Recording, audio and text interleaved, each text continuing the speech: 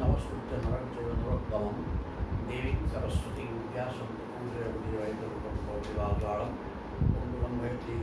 कृपातमहं वन्दे परमानन्दमाधवं विगमपर्वतवर्गणितं श्रीनाथं तत्र वसन्तं लोकभागवतं रटनादविभावुकाः ॐ व्यासं प्रश्ननप्तारं सत्यपुत्रं कर्मशं पराशरात्मनं वन्दसुपदातन्तपूर्ति ॐ व्यासाय विष्णुरूपाय व्यासरूपाय विष्णवे नमो वै ब्रह्महृदय वासिष्ठाय नमो नमः ॐ श्रीपरमात्मने नमः ॐ नमो भगवते वासुदेवाय हरि ओम। ବର୍ତ୍ତମାନ ଦଶମ ସ୍କନ୍ଧ ଅଧ୍ୟାୟ 54 ରୁକ୍ମୀ ସମସ୍ତେ ପରାଜିତ ହୋଇକି ଗଲେ। ଶିଶୁପାଳ ସାଲୁ ଦନ୍ତଭକ୍ତ ଯିଏ ଆସିଥିଲେ, ଶିଶୁପାଳ ଆସିନି, ବଡ଼ ବୟସରେ ଥିଲା ତ, ତେଣୁ ଜରାସନ୍ଧ ପ୍ରଭୃତି ପରାଜିତ ହୋଇକି ଗଲେ। କିନ୍ତୁ ରୁକ୍ମିଣୀଙ୍କର ଜ୍ୟେଷ୍ଠ ଭ୍ରାତା ପ୍ରତିଜ୍ଞା କରି ଆସିଲା ଯେ ମୁଁ ବର୍ତ୍ତମାନ କୃଷ୍ଣଙ୍କୁ ମାରି ମୋ ଭଉଣୀକି ଉଦ୍ଧାର କରିକି ଆଣିବି, ନ ଆଣିପାରିଲେ ମୁଁ ଆଉ ପୁଣ୍ୟ ଫେରିବିନି। କୃଷ୍ଣ ସିଦ୍ଧ କଲା। ପ୍ରଭୁ ସବୁ ଅସ୍ତ୍ରଶସ୍ତ୍ର କାଟି ପକେଇଲେ, ଖଣ୍ଡା ଧରିକି ବଢ଼ିଆ ଆଣିବ ବୋଲି ପ୍ରଭୁ ତାକୁ ସ୍ମରଣ କଲେ। ସେ ଖଣ୍ଡାକୁ ଟୁକୁଡ଼ା ଟୁକୁଡ଼ା ଭାଙ୍ଗି ପିଇଦେଲେ। ତ ନିଜେ ଖଣ୍ଡା ଧରିକି ଆଣିବା ଗଲା ଆସିକି ରୁକ୍ମିଣୀ ତାଙ୍କୁ ବିକଳ ହୋଇକି କହିଲେ ଏଇଟା କରନ୍ତି। ତେଣୁ ପ୍ରଭୁ ତାକୁ ଛାଡ଼ିଦେଲେ, 8 ମିନିଟ୍ କାଟିକି ଛୁଟି ବ୍ୟବସ୍ଥା କରିଦେଲେ।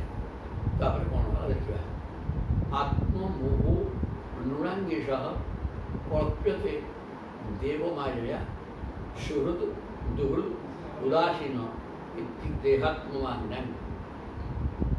ଯେଉଁମାନେ ଏ ଶରୀରଟାକୁ ଆତ୍ମା ବୋଲି ଚିନ୍ତା କରୁଛନ୍ତି ସେମାନେ ମାୟାକୁ ଆଶ୍ରିତ କରି ରହିଛନ୍ତି। ତେଣୁ ଦେବମାୟା ଦ୍ୱାରା ମୋହିତ ହୋଇକି ରହିଛନ୍ତି। ତେଣୁ କ'ଣ ହୋଇଛି ନା ଆତ୍ମମୋହ ନୃଣାଙ୍ଗେଶः। ତେଣୁ ସେମାନଙ୍କର ମୋହ ହେଇଛି, ତ ଅଜ୍ଞାନ ହେଇଛି। ଏସ ନୃଣା ଆତ୍ମମୋହ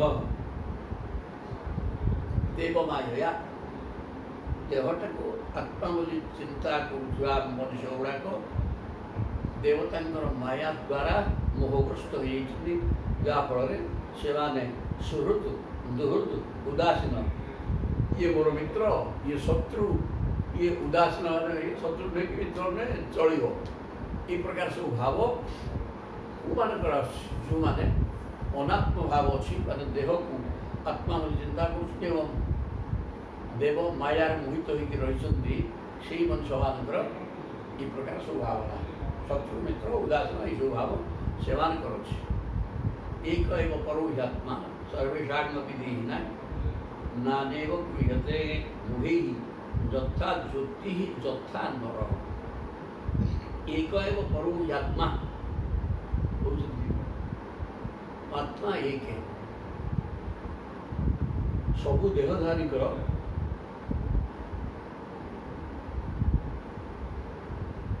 ଚଉରାଶୀ ବିଭିନ୍ନ ଜାତିର ଜୀବ ଅଛନ୍ତି, ଦେହଦର୍ଶିଆ ଦେହ, କିନ୍ତୁ 84 ଲକ୍ଷ। ସେ ସବୁଗୁଡ଼ାକ ଭିତରେ ଆତ୍ମା ଏକ। ପ୍ରତ୍ୟେକ ଯେତେ ଜୀବଜନ୍ତୁ ଅଛନ୍ତି ସବୁ ଭିତରେ ଆତ୍ମା ଅଛନ୍ତି। ସେ ଯେଉଁ ଆତ୍ମା ପଦାର୍ଥର ସ୍ୱରୂପ ଗୋଟିଏ, ୟା ପାଖରେ ବିପଦ ପାଖରେ ଟିକିଏ ଅଛି, ଗଲା ହାତୀ ପାଖରେ ଟିକେ, ସେମିତି କିଛି ନାହିଁ। ଆତ୍ମା ଏବଂ ତାହା ଚୈତନ୍ୟ ଶକ୍ତି ଜ୍ୟୋତିଷ ସ୍ୱରୂପ, ସେ ସମସ୍ତଙ୍କ ପାଖରେ ସମାନ ଭାବରେ ଅଛନ୍ତି। ଆତ୍ମା ଏକ ହେବ ପରୋ ଆତ୍ମା ସର୍ବେଷାଙ୍ଗ ବିଦେହିନା, ସମସ୍ତ ଦେହଧାରୀ ଜୀବ ମଧ୍ୟରେ ଥିବା ଆତ୍ମା ଏକ। ସବୁ ଏକ ପ୍ରକାର ଏବଂ ଏକ ଉପାଦାନରେ ଗଢ଼ା। ସେ ହେଉଛନ୍ତି ସଚିଦାନନ୍ଦ ଏବଂ ଜ୍ୟୋତିଷ ସ୍ୱରୂପ। ନାନେବ ଗୃହ୍ୟତେ ମୁଢ଼ୈଃ ଯଥା ଜ୍ୟୋତି ଯଥା ନଭ। ଅଥଚ ସୂର୍ଯ୍ୟ ଚନ୍ଦ୍ରାଦି ଭିନ୍ନ ଭିନ୍ନ ନ ହୋଇ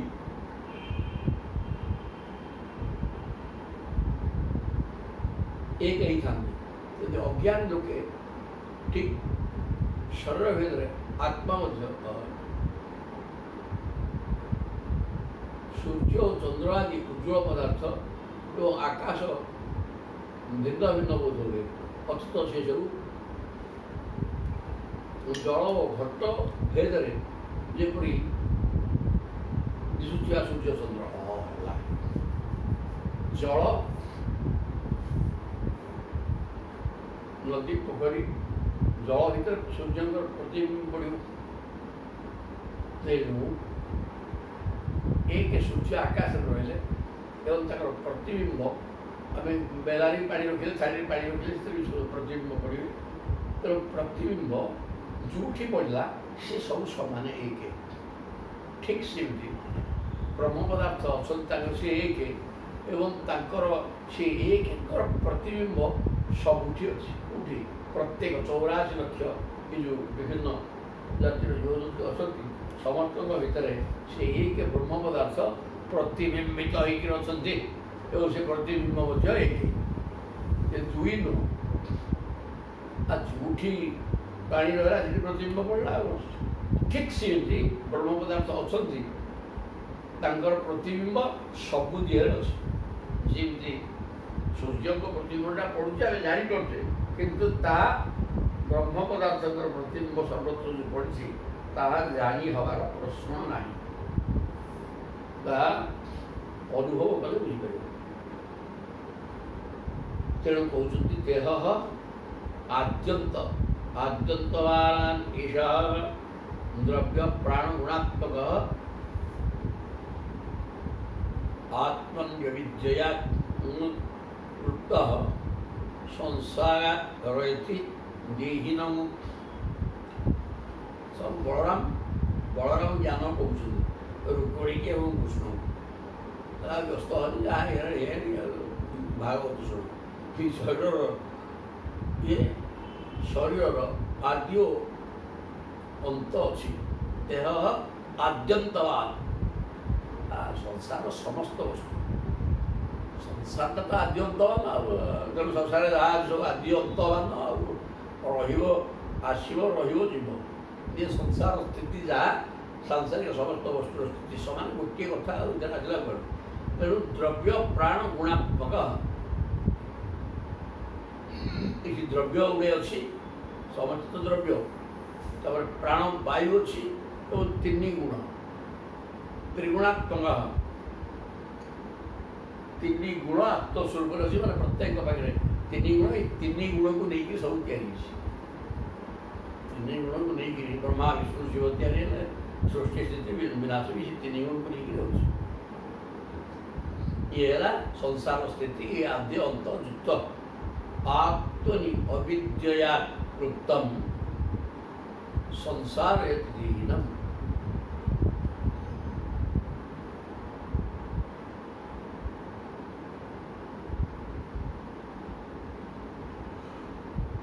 ଅଜ୍ଞାନ ହେତୁ ଆତ୍ମାରେ ଏହି ଶରୀରକୁ ଆରୋପ ବା କଳ୍ପନା କରାଯାଇଛି। ଅର୍ଥାତ୍ ଅଜ୍ଞାନ ହେତୁ ଜୀବ ଏହି ଶରୀରକୁ ମୁଁ ବୋଲି ଧରି ନେଇଛି। ଜୀବାତ୍ମା ହିଁ ପ୍ରକୃତରେ ମୁଁ, କିନ୍ତୁ ସେ ଜୀବାତ୍ମା ଧରି ନେଉଛି ଯେ ଏ ଶରୀରଟା ହିଁ ମୁଁ। ଅଜ୍ଞାନ ହେତୁ ଅଜ୍ଞାନ ଅବିଦ୍ୟା ବା ମାୟାର ପ୍ରଭାବରେ ଜୀବାତ୍ମା ଆତ୍ମା ନୁହଁ। ଜୀବ ଏବଂ ଆତ୍ମା ଦୁଇଟା ଶବ୍ଦ। ଏ ବଦ୍ଧ ଜୀବଟା ବର୍ତ୍ତମାନ ଧରି ନେଉଛି ଏଇ ଶରୀରଟା ହେଉଛି ମୁଁ। ତେଣୁ କ'ଣ ହେଉଛି? ତେଣୁ ସେହି କଳ୍ପିତ ଦେହ ହିଁ ଜୀବକୁ ଜନ୍ମ ମୃତ୍ୟୁ ଚକ୍ରରେ ପକାଉଛି। ତେଣୁ ଜୀବାତ୍ମା ଯେହେତୁ ନିଜକୁ ଚିହ୍ନି ପାରୁନି ଏଇଟା କିଏ ସେ, ନା ଏଇ ଶରୀର ଭିତରେ ଯିଏ ଅଛି ତା ମୁଁ, ସେଇଟାକୁ ଚିହ୍ନି ନ ପାରି ସେ ଅଜ୍ଞାନ ଦ୍ୱାରା ଅହଙ୍କାର ବିମୂଢ଼ାତ୍ମା କର୍ତ୍ତାହରିତି ମନ୍ୟତେ। ସେ ଜୀବାତ୍ମା ଜୀବଟା ତ ମାୟାରେ ଜଡ଼ିତ ହେଇକି ମଲା, କିନ୍ତୁ ଆତ୍ମାଟା ନିଜକୁ ଚିହ୍ନି ପାରୁନି। ସିଏ ଜୀବ ସହିତ ମିଶି ସିଏ ବି କହୁଛି ଏଇ ଶରୀରଟା ହେଉଛି ମୁଁ ଏବଂ ସେଟା ମୂଢ଼ ହେଇଯାଉଛି। ଅତ୍ୟନ୍ତ ମୂର୍ଖ ଅବିଦ୍ୟା ପ୍ରଭାବରେ ଅଜ୍ଞାନ ହେଇଯାଉଛି, ଯାହାଫଳରେ ନିଜେ ସଚିଦାନନ୍ଦ ଜ୍ୟୋତିର୍ମୟ ବ୍ରହ୍ମ ପଦାର୍ଥ ଠାରୁ ଭିନ୍ନ ନୁହେଁ। ତାଙ୍କଠୁ ସୃଷ୍ଟି ହେଇଛି ସେ କଥା ବୁଝିପାରୁନାହିଁ। ସେ ବୁଝୁଛି ଯେ ଏ ଶରୀରଟା ମୁଁ ଏବଂ ଇନ୍ଦ୍ରିୟମାନଙ୍କ ମାଧ୍ୟମରେ ସୁଖ ଭୋଗ କରିବା, ମୁଁ ହିଁ ସେ ସୁଖ ଭୋଗ କରୁଛି, ମୁଁ କର୍ତ୍ତା ଭୋକ୍ତା ଇତ୍ୟାଦି। ଏ କଥା ଅହଙ୍କାର ବିମୂଢ଼ାତ୍ମା ଅହଙ୍କାର ସବୁଠାରୁ କଦର୍ଯ୍ୟ ଜିନିଷ। ଅହଙ୍କାର ଯୁକ୍ତ ହେଇଗଲେ ସବୁ କିଛି ବେନ୍ଦୁଯିବ, କିଛି ଭଗବାନ କିଛି ଜାଣିପାରିବ, ବାୟା ହେଇଯିବ, ମାୟାରେ ବାୟା ହେଇଯିବ। ତେଣୁ ଇଏ ଅହଙ୍କାର ଯୁକ୍ତ ହୋଇଥିବା ଆତ୍ମାଟା ନିଜେ ସଚ୍ଚିଦାନନ୍ଦଙ୍କର ଅଂଶ ଏକଥା ବୁଝି ନପାରି ଏ ତ୍ରିଗୁଣାତ୍ମକ ମାୟାରେ ଜଡ଼ିତ ହୋଇ ସଂସାରକୁ ଭୋଗ କରୁଛି ମୁଁ ବୋଲିକି ସେ ଭାବେ। ଏ ଶରୀରଟା ମୁଁ, ଆଉ ସଂସାରକୁ ମୁଁ ଭିତରେ ବସିକି ଶରୀର ମାଧ୍ୟମରେ ଭୋଗ କରୁଛି। ଇଏ ହେଲା ବନ୍ଧନର କାରଣ ଏବଂ ଧର୍ମ ଚକ୍ରରେ ସେଇ ପକଉଛି। ତେଣୁ ନାତ୍ମନଃ ଅନ୍ୟେନ ସଂଯୋଗ ବିଯୋଗ ଚାଷତ ସତି ତତ୍ ହେତୁ ତତ୍ ପ୍ରସିଦ୍ଧେ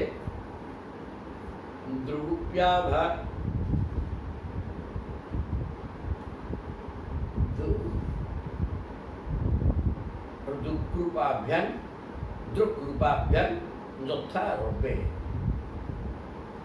ଗୋଟେ ଗିଳା କହୁଛନ୍ତି କହିଲେ ହେ ସାଧ୍ୱୀ,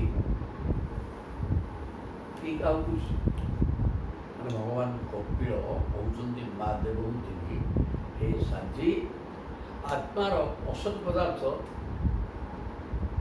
ଜାଗତ, ଆତ୍ମାର ଅସତ୍ ପଦାର୍ଥ ଗୁଡ଼ାକ ମାନେ ବ୍ରହ୍ମ ସତ୍ୟ ଜଗନ୍ ମିଥ୍ୟା, ତେଣୁ ଜଗତର ହେଲା ମିଥ୍ୟା ବା ଅସତ୍। ନାତ୍ମନଃ ଅନ୍ୟଃ ନ ସଂଯୋଗ ବିଯୋଗ ଚାଷତ ସତି। ତେଣୁ ସେ ଅସତ୍ ପଦାର୍ଥ ଯେଉଁଟା ହେଉଛି ଅନାତ୍ମ ବସ୍ତୁ କି ଜଗତ, ଜଗତ ସହିତ ସଂଯୋଗ ନାହିଁ କି ବିଯୋଗ ବି ନାହିଁ। ଆତ୍ମାର ଜଗତ ସହିତ ସଂଯୋଗ ନାହିଁ କି ବିଯୋଗ ନାହିଁ, କାରଣ ଆତ୍ମା ଭିନ୍ନ ଉପାଦାନରେ ଗଢ଼ା, ଜଗତଟା ଭିନ୍ନ ଉପାଦାନରେ ଗଢ଼ା। ଜଗତଟା ଜଡ଼ ପାଞ୍ଚଭୌତିକ ତ୍ରିଗୁଣାତ୍ମିକା, ଆତ୍ମା ଚୈତନ୍ୟ ବସ୍ତୁ ସଚ୍ଚିଦାନନ୍ଦମୟ ଏବଂ ନିତ୍ୟ ବସ୍ତୁ, ଜଗତଟା ଅନିତ୍ୟ ବସ୍ତୁ। ତେଣୁ ଏ ପରସ୍ପର ବିରୋଧ, ୟା ସହିତ କାହାର କୌଣସି ସମ୍ପର୍କ ନାହିଁ। ତାର ପରମାଣୁ ବାହାର କରି ୟାର ପରମାଣୁ ସବୁ ଭେଦ ହେବ, ଓଲଟା ତାର। ତେଣୁକରି ଆତ୍ମା ସହିତ ବା ଆତ୍ମାର ଏ ଜାଗତିକ ବସ୍ତୁ ସହିତ କୌଣସି ସମ୍ପର୍କ ନାହିଁ। ଗୁଡ଼ାକ ତ୍ରିଗୁଣାତ୍ମିକା ପାଞ୍ଚଭୌତିକ ବିନାଶଶୀଳ ଜଡ଼ ଗୁଡ଼ାକ, ଚୈତନ୍ୟ ବସ୍ତୁ ନାହିଁ। କିନ୍ତୁ ନାତ୍ମନଃ ଅନ୍ୟେନ ସଂଯୋଗ, ଅନ୍ୟ ମାନେ କାହାର କ'ଣ? ଅନ୍ୟେନ ଜଗତ, ପାଞ୍ଚଭୌତିକ ତ୍ରିଗୁଣାତ୍ମିକା ଜଗତ ସହିତ ଆତ୍ମାର ସଂଯୋଗ ନେଇକି ବିଯୋଗ ନାହିଁ। କାରଣ ଗୋଟେ ଜିନିଷରେ ଆଉ ଗୋଟେ ପାଣିରେ କ୍ଷୀରରେ ପାଣି ମିଶିଯିବ, କିଛି ଅସୁବିଧା ନାହିଁ। ଜଳୀୟ ଅଂଶ ଅଛି, କ୍ଷୀର ହେଇଗଲା, କିଛି ଅସୁବିଧା ନାହିଁ। କିନ୍ତୁ ଚାଉଳରେ ଗୋଡ଼ି ମିଶାଇବା, ଚାଉଳ ଜିନିଷ ଅଲଗା, ଗୋଡ଼ିଟା ଅଲଗା। ବସ୍ତେ ଉଷୁନା ଅରୁଆ ଚାଉଳ ଥୁଆ ହେଇଛି, ସେତେବେଳେ ଉଷୁନା ଚାଉଳ ମୁଠେ ମିଶାଇଦେବା, ସେ ଚାଉଳରେ ଚାଉଳ ମିଶିଯିବ, କିଛି ଜଳ ଚାଉଳ ସିଏ ଧାନରୁ ସିଏ ବାହାରିଛି, ଇଏ ବି ବାହାରିଛି, ଉଭୟର ସ୍ୱରୂପ ସମାନ, ତେଣୁ ମିଶିବା କିଛି ଅସୁବିଧା ହେବ। କିନ୍ତୁ କ୍ଷୀରରେ ପାଣି ମିଶିଗଲା, କିଛି ଅସୁବିଧା ହେବନି। ଆଉ ଚାଉଳରେ ଗୋଡ଼ି ମିଶିଲା, ଗୋଡ଼ିଟାର ସ୍ୱରୂପ ଅଲଗା, ଚାଉଳର ସ୍ୱରୂପ ଅଲଗା। ଚାଉଳ ଖାଦ୍ୟ, ସେଗୁଡ଼ାକ ଅଖାଦ୍ୟ, ସିଏ ଚକଚକ ହେଇକି କଳା କଳା ହେଇକି ତାର ଯଦି ଦିଶିବ, ୟାର ଇଏ ଶୁଭ୍ର ଏବଂ ଅଲଗା ଜିନିଷ ହେଇଯିବ। ଗୋଡ଼ିକି ଦାନ୍ତରେ ପକେଇଲେ ମୋଡ଼ି ହେଇଯିବ, ଦାନ୍ତ ଭାଙ୍ଗି ହେଇଯିବ। ତେଣୁ ସେଇ ପ୍ରକାର ଜିନିଷ ଆତ୍ମା ଏବଂ ସଂସାର ତାର କୌଣସି ସମ୍ପର୍କ ନାହିଁ, କାରଣ ଏ ପରସ୍ପର ବିରୋଧ। ଜଣେ ଜଣଙ୍କ ସାଙ୍ଗରେ ମିଶିବ, ତା ଦେହରେ ସାମଞ୍ଜସ୍ୟ କିଛି ଥିଲେ ସିନା, ନହେଲେ ସେ ଗୋଟେ ମିଶିପାରିବ ନାହିଁ, ସେ ଅଲଗା ହେଇଯିବ। ସେମିତି ନ ଆତ୍ମନ ଅନ୍ୟେନ ମାନେ ଜାଗତିକ ବସ୍ତୁ ସହିତ ଆତ୍ମାର କୌଣସି ସମ୍ପର୍କ ନାହିଁ, କାରଣ ଇଏ ସ୍ୱତନ୍ତ୍ର ଇଏ ଚୈତନ୍ୟ ବସ୍ତୁ ସେଟା ଜଡ଼ ଗୁଡ଼ାକ, ତେଣୁ ସଂଯୋଗ ନେଇକି ବିଯୋଗ ନାହିଁ। ଶରୀର ସହିତ କିଛି ସଂଯୋଗ ନେଇକି ବିଯୋଗ ବି ନାହିଁ। ଅସତ ସତି, କାରଣ ଶରୀର ତ ନାହିଁ, ଆଉ ମଲାଟା ତା ଭିତରେ ଜୀବାତ୍ମା ଥିବ, ସେ ଚଳନ ରହୁଛି। ତେଣୁ ମଲା ଭିତରେ ଚୈତନ୍ୟ ସହିତ ଥିବାରୁ ସେ ଚଳନ ରହୁଛି। ଶରୀର ଏବଂ ଆତ୍ମା ଏ ପରସ୍ପର ବିରୋଧ, ଏ ଚୈତନ୍ୟକୁ ସେ ଜଡ଼, କିନ୍ତୁ ଏ ଚୈତନ୍ୟ ତା ଭିତରେ ଥିବାରୁ ସେ ଚେତନା ଭଳିଆ ଲାଗୁଛି, କିନ୍ତୁ ସେ ଜିନିଷ ତାହା ନୁହେଁ। ତେଣୁ ଜଳ ସହିତ ଏ ଆତ୍ମାର ସଂଯୋଗ ନାହିଁ କି ବିଯୋଗ ନାହିଁ, ତା ବାଟରେ ସେ ଅଛି, ସେ ସବୁଥିରେ ଚଳୁଛି, ସେ ଶକ୍ତିଟା କରେଣ୍ଟ ଭଳିଆ ଶକ୍ତି। ତତ୍ ହେତୁତ୍ୱାତ୍ ତତ୍ ପ୍ରସିଦ୍ଧେ ଦୃକ୍ ରୂପାଭ୍ୟାମ୍ ଯଥା ରୂପେ। ତେଣୁ ସେ କହୁଛନ୍ତି ଆତ୍ମା ହେତୁ ହିଁ ଅନ୍ୟ ବସ୍ତୁମାନଙ୍କ ବିଷୟରେ ଜ୍ଞାନ ହୁଏ। ଆତ୍ମା ଭିତରେ ଥିବାରୁ ଆମର ଇନ୍ଦ୍ରିୟମାନଙ୍କ ମାଧ୍ୟମରେ ଆମେ ଯେତେ ଯେଉଁ ବିଷୟ ଯେଉଁ ବସ୍ତୁ ଆମେ ଦେଖୁଛେ, ସେ ବସ୍ତୁ ଜ୍ଞାନ ଆତ୍ମା ଥିବାରୁ, ସେ ଆତ୍ମା ଚାଲିଗଲା ପରେ ଏ ଜଡ଼ ଶରୀର କିଛି କରିପାରିବ ନାହିଁ। ଆତ୍ମା ଥିବାରୁ ବସ୍ତୁର ବାସ୍ତବିକ ସ୍ୱରୂପ ଜ୍ଞାନ ଆମର ହେଉଛି। ତାପରେ ସୂର୍ଯ୍ୟ ନେତ୍ର ରୂପକୁ, ସୂର୍ଯ୍ୟ ନେତ୍ର ଏବଂ ରୂପକୁ ପ୍ରକାଶିତ କରେ। ସୂର୍ଯ୍ୟ ରହିବାରୁ ଆଖିକି ପ୍ରକାଶିତ କରିବା ସହିତ ଆଖି ଦେଖିବା ଶକ୍ତି ବି ଆସେ। ଆଖିକି ପ୍ରକାଶିତ କରେ ଏବଂ ଆଖି ଯାହା ଦେଖିବ ତାକୁ ବି ପ୍ରକାଶିତ କରେ। ସବୁ ଯଦି ଅନ୍ଧାର ଥିବ, ଆଖି କିଛି ଦିଶିବାନି, ଦିଶୁଥିବ ଆଖିକି ଦିଶିବନି ଏବଂ ବସ୍ତୁ ବି ପ୍ରକାଶିତ ହେବେନି କି ଆଖି ପ୍ରକାଶିତ ହେବନି। ତ ସୂର୍ଯ୍ୟଙ୍କ ଉପସ୍ଥିତିରେ ଆଖି ତାର ସେ ପ୍ରକାଶିତ ହେବା ସହିତ ସେ ଦେଖିବା ବସ୍ତୁ ଗୁଡ଼ିକ ମଧ୍ୟ ପ୍ରକାଶିତ ହୁଏ। କିନ୍ତୁ ସେସବୁ ସହିତ ସୂର୍ଯ୍ୟଙ୍କର କୌଣସି ସମ୍ବନ୍ଧ ନାହିଁ। କି ସୁନ୍ଦର ଉଦାହରଣ ଦେବେ। କିନ୍ତୁ ସୂର୍ଯ୍ୟଙ୍କର ଆଖି ସହିତ ବା ଆଖି ଦେଖୁଥିବା ବସ୍ତୁ ସହିତ କୌଣସି ସମ୍ପର୍କ ନାହିଁ। ଇଏ ଅଲଗା ଉପାଦାନରେ ଗଲା, ସିଏ ଅଲଗା ଉପାଦାନରେ ଗଲା। ଏ ସୁନ୍ଦର କଥା। ତେଣୁ ସେହିପରି ଆତ୍ମାର ମଧ୍ୟ ଜାଗତିକ ବସ୍ତୁ ସହିତ କୌଣସି ସମ୍ବନ୍ଧ ନାହିଁ। ଉଡ଼େଇଦେଲେ ସଂଯୋଗ କ'ଣ ବିଯୋଗ କ'ଣ ତା ସହିତ କିଛି ସମ୍ପର୍କ ନାହିଁ। ଯେମିତି କି ସୁନ୍ଦର ଉଦାହରଣ, ଯେମିତି ସୂର୍ଯ୍ୟ ଆଖି ଏବଂ ଆଖି ଦେଖିବା ବସ୍ତୁ, ତିନିଟା କଥା। ସୂର୍ଯ୍ୟ ଥିଲେ ଆଖି ଦେଖିପାରିବ, କାରଣ ଆଖିର ଦେବତା ହେଲେ ସୂର୍ଯ୍ୟ। ବିନା ଦେବତାରେ କିଛି ସେ ହେଲେ ଅଧିତ ହେବ। ଆଖିଟା ଅଧ୍ୟାତ୍ମ, ଅଧିଭୂତ ହେଲା ଦ୍ରବ୍ୟ। ଏ ତିନିକି ନେଇକି ସବୁ ଶାସ୍ତ୍ର ଚାଲେ। ତେଣୁ ଅଧ୍ୟାତ୍ମ ମାନେ ଆଖି ଏବଂ ଅଧିଭୂତ ହେଲା ଆଖି ଦେଖିବା ଜିନିଷ। ଏସବୁ ପାର୍ଥିବ ଜିନିଷ, କିନ୍ତୁ ସୂର୍ଯ୍ୟ ପାର୍ଥିବ ଜିନିଷ। ସୂର୍ଯ୍ୟ ହେଲେ ଆଲୋକ ପିଣ୍ଡ। କିନ୍ତୁ ସୂର୍ଯ୍ୟଙ୍କ ଉପସ୍ଥିତିରେ ଆଖି ନିଜେ ପ୍ରକାଶିତ ହେବା ସହିତ ଦେଖୁଥିବା ବସ୍ତୁ ପ୍ରକାଶିତ ହୁଏ ଏବଂ ଆଖି ଦେଖିପାରେ। ବିନା ସୂର୍ଯ୍ୟରେ କିଛି ହୁଏ ନାହିଁ। କିନ୍ତୁ ସୂର୍ଯ୍ୟଙ୍କର ଆଖି ବା ବସ୍ତୁ ସାଂସାରିକ ବସ୍ତୁ ସହିତ କୌଣସି ସମ୍ପର୍କ ନାହିଁ। ସମ୍ପର୍କ ନାହିଁ ବୋଇଲେ କ'ଣ? ଇୟା ଯେ ସୂର୍ଯ୍ୟ ଭିନ୍ନ ଉପାଦାନରେ କେବଳ ଜ୍ୟୋତିର୍ମୟ, ସେଠି ତ୍ରିଗୁଣ ନାହିଁ କି ପାଞ୍ଚ ଭୂତ ନାହିଁ। ଆଖି ବା ଜାଗତିକ ଆଖି ଦେଖୁଥିବା ଜାଗତିକ ବସ୍ତୁ, ଏ ଜଗତର ସମସ୍ତ ବସ୍ତୁ ଏଗୁଡ଼ା ପାଞ୍ଚଭୌତିକ, ତ୍ରିଗୁଣାତ୍ମିକ, ଏଗୁଡ଼ା ଧ୍ୱଂସ ବିନାଶଶୀଳ। ସୂର୍ଯ୍ୟଙ୍କ ପାଖରେ ଏଗୁଡ଼ା କିଛି ନାହିଁ। କିନ୍ତୁ ସେ ଭିନ୍ନ ଉପାଦାନ ଗଲା, ଏ ଭିନ୍ନ ଉପାଦାନ ଗଲା। ସୂର୍ଯ୍ୟଙ୍କ ସହିତ ଏମାନଙ୍କର କିଛି ଟୋଟାଲ ସମ୍ପର୍କ ନାହିଁ। ତାଙ୍କର ଗଠନ ପ୍ରଣାଳୀ, ସୂର୍ଯ୍ୟଙ୍କର ଗଠନ ପ୍ରଣାଳୀ, ତାର ସୂର୍ଯ୍ୟଙ୍କ ଜ୍ୟୋତି ତ ୟାଙ୍କ ପାଖରେ ଜ୍ୟୋତି ନାହିଁ, ଏଗୁଡ଼ା ଜଡ଼ ଗୁଡ଼ାକ। ଠିକ୍ ସେମିତି ବ୍ରହ୍ମ ପଦାର୍ଥ ସହିତ ସାଂସାରିକ ଦୃଶ୍ୟମାନ ବସ୍ତୁର କୌଣସି ସମ୍ପର୍କ ନାହିଁ। ଅନାତ୍ମ ବସ୍ତୁ ଜୀବାତ୍ମା, ଆତ୍ମା ହେଲେ ଆତ୍ମବସ୍ତୁ ଗୁଡ଼ାକ ଅନାତ୍ମ ବସ୍ତୁ। ଆତ୍ମା ଭିନ୍ନ ଅନାତ୍ମ ବସ୍ତୁ, ମାଇକ ବସ୍ତୁ, ପାଞ୍ଚଭୌତିକ, ତ୍ରିଗୁଣାତ୍ମିକ। ତେଣୁ ୟାଙ୍କ ସହିତ କିଛି ପଇସାର ସମ୍ପର୍କ ନାହିଁ। ସୁନ୍ଦର ଉଦାହରଣ ଦେଇକି ଚମତ୍କାର ଭାବରେ କହୁଛନ୍ତି ଜ୍ଞାନ ଗୁଡ଼ାକ। ଜନ୍ମାଦୟସ୍ତୁ ଦେହସ୍ୟ ବିକ୍ରିୟା ନାର୍ତ୍ତନ କହୁଛନ୍ତି। ସୁନ୍ଦର କଥା। କାଳାନାଙ୍ଗିବ ନୈବେନ୍ଦୁ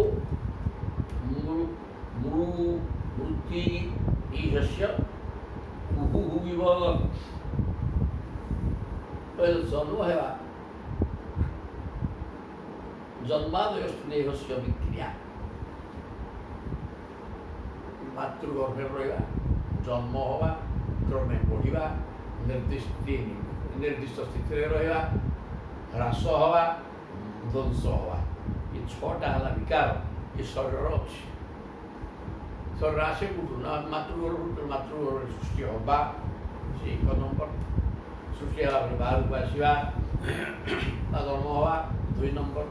3ରେ ବୃଦ୍ଧି ଲାଭ କରିବା, 4ଥରେ ନିର୍ଦ୍ଦିଷ୍ଟ ସ୍ଥିତିରେ କିଛି ଦିନ ରହିଯିବା, 40 ବର୍ଷ ଯେ ବଢ଼ିବ, ତାପରେ ନିର୍ଦ୍ଦିଷ୍ଟ ସ୍ଥିତିରେ ରହିଯିବ 10 ବର୍ଷ, ସେଠୁ କ୍ରମେ ହ୍ରାସ ହେବ, ଇନ୍ଦ୍ରିୟମାନଙ୍କ ଶକ୍ତି ସାମର୍ଥ୍ୟ ସବୁ ନଷ୍ଟ ହେବାକୁ ଆସିବ ଏବଂ ଶେଷକୁ ମୃତ୍ୟୁଟା ହୋଇବ।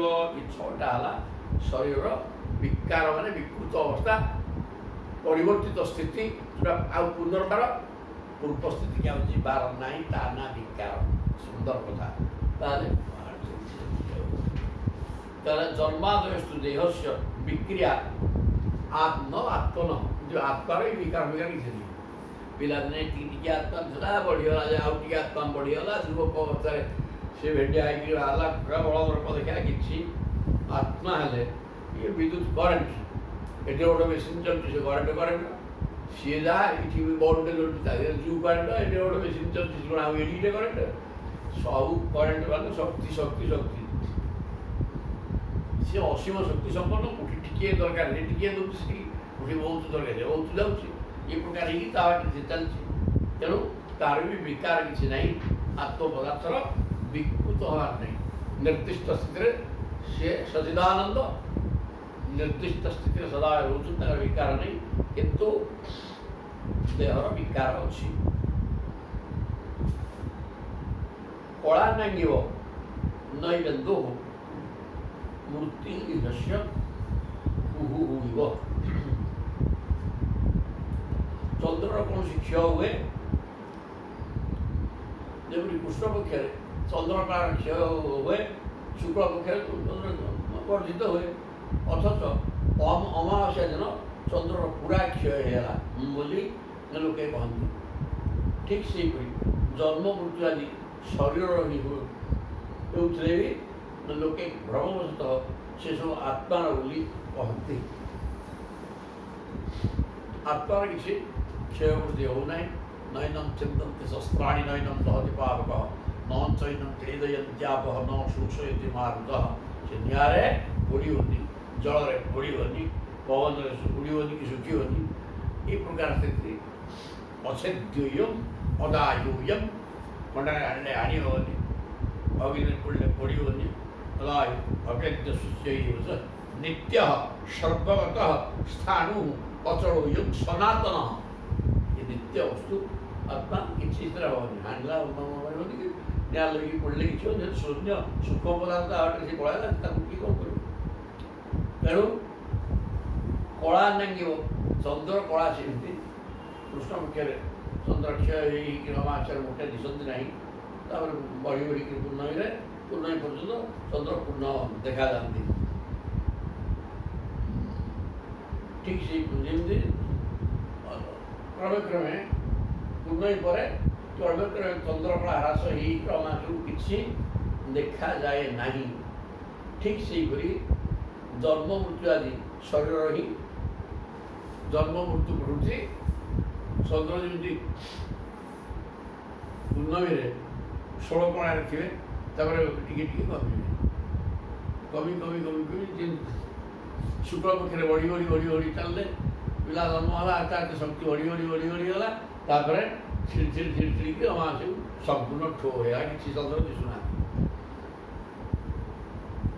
ଯୁବକ ଅବସ୍ଥା ପରେ ପୂର୍ଣ୍ଣ ଚନ୍ଦ୍ର ହେଇକି ଉଦୀୟମାନ ହେଲା, ଯୁବକ ଅବସ୍ଥା ଲାଇକି ଗୋଟେ କାମ କଲା, ବହୁତ କଥା କଲା, ତାପରେ କହିଲା ଶକ୍ତି ଆଉ। ଏ ସେମିତି ଶରୀରଟାର ବିକୃତ ଅବସ୍ଥା ଅଛି। ଆତ୍ମା ପଦାର୍ଥର ଚନ୍ଦ୍ର ଭଳିଆ ଉଦାହରଣ ସୁନ୍ଦର ଦେଲେ, ଶରୀରଟା ସେମିତି ବିକୃତ ଅବସ୍ଥା ଅଛି।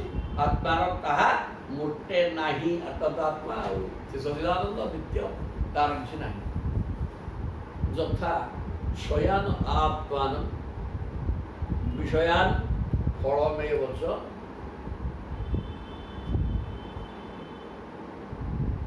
অনুভূতে অপ্যসত্যর্থে তথা ସତ୍ୟବୁଧୂଭବମ୍ ନିଦ୍ରାରେ ଶୋଇଥିବା ମନୁଷ୍ୟ ତଥା ଶୟାନ ଆତ୍ମାନ ବିଷୟ ଫଳମେବ ଚ। ମନୁଷ୍ୟ ଯେ ସ୍ୱପ୍ନ ଦେଖେ ଏବଂ ସ୍ୱପ୍ନରେ କୌଣସି ବସ୍ତୁ ନଥିଲେ ବି ତାହା ସତ୍ୟ ଭଳିଆ ଲାଗେ। ଭୋକ୍ତା ଭୋଗ୍ୟ ଭୋଗ ରୂପ ଫଳ ଅନୁଭବ କରେ। ଯିଏ ସ୍ୱପ୍ନ ଦେଖୁଥିବ ସେ ସ୍ୱପ୍ନକୁ ଭୋଗ କରୁଥିବ ବା ଅନୁଭବ କରୁଥିବ ଏବଂ ଠିକ୍ ବୋଲି ହେଉଥିବ। ସ୍ୱପ୍ନ ଦେଖିବା ଲୋକଟା କିନ୍ତୁ ସ୍ୱପ୍ନ ବାଜିଗଲା ପରେ ସେ ଆଉ କିଛି ନଥିବ। ଅଜ୍ଞାନୀ ଲୋକ ଠିକ୍ ସେହିପରି ମିଛରେ ସଂସାର ଚକ୍ର ଅନୁଭବ କରୁଥାଏ। ଯଥା ଶୟାନ ଆତ୍ମାନ ବିଷୟ ଫଳମେବ ଚ। ଶୋଇଥିବା ଲୋକଟା ଯେମିତି ଅନୁଭବ କରୁଥିବ ଯେ ସ୍ୱପ୍ନଟାକୁ ସତ ସେ ନିଜେ ଦେଖୁଛି ବା କରୁଛି କଥା ଅନୁଭବ କରୁଥିବ। ଅନୁଭୂତେ ଅପି ଅସତ୍ୟ ଅର୍ଥେ ତାର କୌଣସି ଅସତ୍ୟ ଅର୍ଥେ ତାର କିଛି ପ୍ରୟୋଜନ ସ୍ୱପ୍ନର କୌଣସି ପ୍ରୟୋଜନ ନଥିଲେ ମଧ୍ୟ କିଛି ନାହିଁ। ନିଦ ଭଲ ହେଇନି ମନଟା ସ୍ୱପ୍ନାବସ୍ଥାରେ ଅଛି ତାର ସେ ଗୁଣ ଗୋଟେ ଦେଖୁଛି ସବୁ ମିଥ୍ୟା କିନ୍ତୁ ତାକୁ ସତ ବୋଲି ସେ ଅନୁଭବ କରୁଥାଏ। ସବୁ ମିଥ୍ୟା ସେଥିରେ କିଛି ନାହିଁ। ଅସତ୍ୟ ଅର୍ଥେ କିମପି ପ୍ରୟୋଜନା ଭାବେ ଇତ୍ୟର୍ଥ କୌଣସି ପ୍ରୟୋଜନ ତାର ନାହିଁ। ସେ ସ୍ୱପ୍ନର କିଛି ପ୍ରୟୋଜନ ନାହିଁ କିଛି ଜିନିଷ ନାହିଁ ସେ ଯାହା ବି ଦେଖୁଛି ସେଟା କିଛି ନାହିଁ। ତେଣୁ ସ୍ୱପ୍ନର କିଛି ପ୍ରୟୋଜନ ନଥିଲେ ମଧ୍ୟ ତାକୁ ସେ ଭୋଗ କଲା ଭଳିଆ ଲାଗିବ।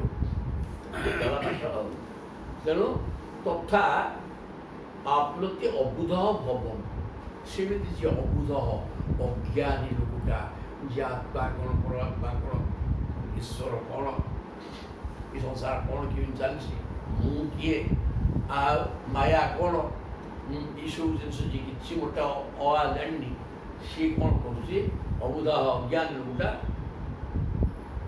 ସେମିତି ଏ ସଂସାରରେ କିଛି ନଥିଲେ ମଧ୍ୟ ଭୋଗ୍ୟ ପଦାର୍ଥ ପରିପୂର୍ଣ୍ଣ ହେଇକି ରହିଛି ତାକୁ ଭୋଗ କରିବାକୁ ହେବ ଏ କଥା ତାର ସେ ଅନୁଭବ କରୁଛି ଅଜ୍ଞାନ ହେତୁ। ଯେମିତି ସ୍ୱପ୍ନ ଅବସ୍ଥାରେ ସ୍ୱପ୍ନର ସ୍ଥିତି କିଛି ନଥିଲେ ମଧ୍ୟ ସେଠି ଗୋଟେ କୌଣସି ବସ୍ତୁ ନାହିଁ। ଗୋଟେ ଚୋର ପଶିଲା ମୁହଁରେ ମୁଖା ପିନ୍ଧିଛି ଖଡ଼ାଟେ ଧରିଛି ତୀକ୍ଷ୍ଣ ଖଡ଼ଗ ଚକ୍ ଚକ୍ କରୁଛି ମୋ ଆଡ଼େ ମାଡ଼ି ଆସୁଛି ହାଣିଲା ମାନେ ସେ ବସ୍ତୁ ଗୁଡ଼ା ସେ ଥିଲା ବି ସେ ତାକୁ ଜଣା ପଡ଼ୁଛି। ଯେଉଁ ଚୋରଟେ ଅଛି ତୀକ୍ଷ୍ଣ ଖଡ଼ଗ ଅଛି ତାକୁ ଲାଗି ସାରିଲାଣି ହାଣି ଦେଲାଣି ଏଗୁଡ଼ାକ କିଛି ସେଠି ହଉନଥିଲେ ମଧ୍ୟ ପ୍ରୟୋଜନ କ'ଣ କହିଲେ ଅପି ଅସତ୍ୟର୍ଥେ କୌଣସି ପ୍ରୟୋଜନ ନଥାଇ କୌଣସି ବସ୍ତୁର ଉପସ୍ଥିତ ନଥାଇ ସେ ତାକୁ ଅନୁଭୂତି ଗୁଡ଼ାକ ଅଛି ବୋଲି। ଠିକ୍ ସେମିତି ଏ ସଂସାର ଲୋକ ବସିକିରି ଚିନ୍ତା କରୁଥିବ ଏମିତି କରିବି ସେମିତି ହେବ ତାପରେ ଏଇଟା ହେବ ହିନ୍ଦୀ ଓଡ଼ିଆ ଆହୁରି ଦୌଡ଼ ଚିନ୍ତା କିନ୍ତୁ ସେ ଜିନିଷ କିଛି ନାହିଁ ସେଠି ତା ମନେ ମନେ କଳ୍ପନା। ଇଏ ସଂସାରଟା ସେମିତି କୌଣସି ଜିନିଷର ସ୍ଥିତି ଏଠି ନାହିଁ। ପ୍ରତି ମୁହୂର୍ତ୍ତରେ ଯିଏ ବଦଳୁଛି ଆମେ ତାକୁ ଜାଣିପାରୁନାହିଁ ତାକୁ ସେଇଟା ବୋଲି ଭାବୁଛେ କିନ୍ତୁ ସେ କିଛି କିଏ ନାହିଁ ଏଠି। ଯାହାକୁ ଯେଉଁ ସ୍ଥିତିରେ ଦେଖୁଛେ ସିଏ ସେ ସ୍ଥିତିରେ ରହୁନି ପ୍ରତି ମୁହୂର୍ତ୍ତରେ ବଦଳି ଚାଲିଛି। ଆଜି ଯାହା ଅଛି କାଲିକି ତାହା ନାହିଁ। ସେ ସଦାବେଳେ ତ ଏଠିକି ମୁଢ଼ା ଆସିଛି ଘଣ୍ଟା ପରେ ଯିବ ଘଣ୍ଟା ପରେ ଆସି ସେ ଯେଉଁ ସ୍ଥିତିରେ ଅଛି ସିଏ ନାହିଁ କିନ୍ତୁ ଆମେ ତାକୁ ଅନୁଭବକୁ ଆଣିପାରୁନେ ଯାହାଫଳରେ ଆମେ ଯାହା ସେ ଯେମିତି ଅଛୁ କିନ୍ତୁ ସେଗୁଡ଼ାକ ନାହିଁ କିଛି। ଆଉ ଯଦି ପରିବର୍ତ୍ତିତ ଅବସ୍ଥାରେ ଅଛି ପୂର୍ବରୁ ଯେଉଁ ସ୍ଥିତି ଥିଲା ସେଟା ନାହିଁ ସେଟା ନାହିଁ ଆଉ କ'ଣ ତା ପୂର୍ବ ସ୍ଥିତି ତ ନାହିଁ ସେ ତେଣୁ ସେ ନାହିଁ ଏଇଟା ହେଲା ପାଠଟା। ତେଣୁ ଏ ସଂସାର ସ୍ୱପ୍ନ ଭଳିଆ ସମ୍ପୂର୍ଣ୍ଣ ମିଥ୍ୟା ଏବଂ ଅଜ୍ଞାନୀ ପ୍ରକୃତ ସତ୍ୟକୁ ଜାଣିପାରେ ନାହିଁ। ତେଣୁ ସ୍ୱପ୍ନଟା ଅଛି ଏବଂ ସବୁଗୁଡ଼ା ସଂସାରଟା ଠିକ୍ ବୋଲି ଭାବେ କିନ୍ତୁ ସଂସାରରେ କିଛି ନାହିଁ କାହିଁକି ଏଗୁଡ଼ାକ ନିର୍ଦ୍ଦିଷ୍ଟ ସ୍ଥିତିରେ ରହୁନାହାନ୍ତି। ତସ୍ମାତ୍ ଅଜ୍ଞାନଜଂ ଶୋକଂ ଆତ୍ମଶୋଷ ବିମୋହନଂ ତତ୍ତ୍ୱଜ୍ଞାନେନ ନିହୃତ୍ୟାନ ସ୍ୱସ୍ତା ଭବ ଶୁଚି ସ୍ମିତେ। ରୁକ୍ମିଣୀକି ପଢ଼େଇଲେ ପାଠ ବଳରାମଜୀ କହୁଛନ୍ତି ତେଣୁ ହେ ଶୁଚି ସ୍ମିତେ ମନ୍ଦହାସିନୀ ରୁକ୍ମିଣୀଜୀ ତସ୍ମାତ୍ ଅଜ୍ଞାନଜଂ ଶୋକଂ। ତେଣୁ ଏ ଯେଉଁ କାନ୍ଦୁନ କି ସିଏ ମୋ ଭାଇ ତାକୁ ଏମିତି କରିଦେଲେ, ଅଠବେଟିଆ କରିଛନ୍ତି, ଅସମ୍ମାନିତ ହେଲା। ସମ୍ମାନ କ'ଣ, ଅସମ୍ମାନ କ'ଣ, ଝର କ'ଣ, କ'ଣ କ'ଣ, କେଉଁ ଭାଇ, ତୁମେ କିଏ, ସିଏ କିଏ? ସିଏ ଯଦି ତୁମର ଭାଇ ହେଇଥିଲା ତୁମର ଭଲ ସିଏ ଚିନ୍ତା କଲା କି? କୁସୁମ ଆଣିବାକୁ ଦୌଡ଼ୁଥିଲା ଭାଇ କ'ଣ? ତେଣୁ ଏଠି କିଛି ନାହିଁ ରେ ବାପା। ତସ୍ମାତ୍ ଅଜ୍ଞାନଜଂ ଶୋକଂ। ଗୁଡ଼ାକ ଆମର ଅଜ୍ଞାନ, ଭ୍ରମ। କ'ଣ ପାପ ପୁଣ୍ୟ କରୁଛେ, ଆମର ଆମେ ଆସିଛେ, ଆମର ଆମେ ଭୋଗ କରୁଛେ। ଆମେ ଗୋଟେ ଜମେଇଛେ, ପୁଅ ଝିଅ ସ୍ତ୍ରୀ ଏଗୁଡ଼ାକ କିଏ କାହା ପିଠିରେ ପଡ଼ିବେନି। ସେ ଯାହା ଦୁଃଖ ଯାହାର, ଯାହା କର୍ମ ଯାହାର, କର୍ମଫଳ ଯାହାର, ସିଏ ତାର ସିଏ ଭୋଗ କରିବ। ତେଣୁ ଏଇ ଗୁଡ଼ାକ କେବଳ ମିଥ୍ୟାରେ ଅଜ୍ଞାନ ଜନିତ ଇଏ ବନ୍ଧନ, ଦୁଃଖ, ଆତ୍ମଶୋଷ ବିମୋହନ, ଯେଉଁଟାକି